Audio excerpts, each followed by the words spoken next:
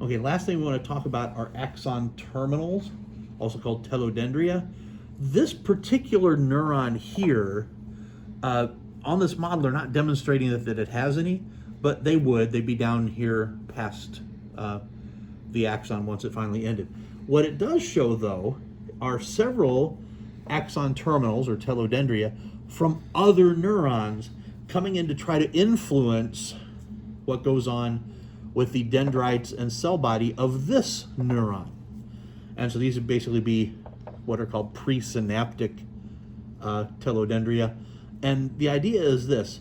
If we look at this one very closely, we can see there's actually a slight synaptic cleft between the cell membrane of this postsynaptic neuron, as it's called, and the axon terminus, also called the synaptic end bulb, of this neuron. And if you look here, all these little yellow dots represent synaptic vesicles, and they would contain neurotransmitters.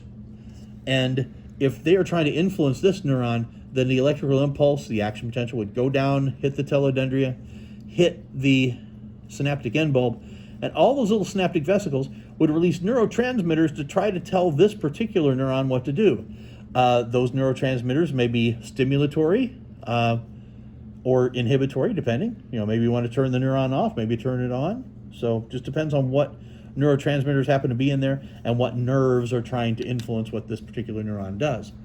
But all these things that look like little Hershey's Kisses with the extended ends, those are all axon terminals, telodendria, and these synaptic end bulbs are filled with these synaptic vesicles which contain neurotransmitters.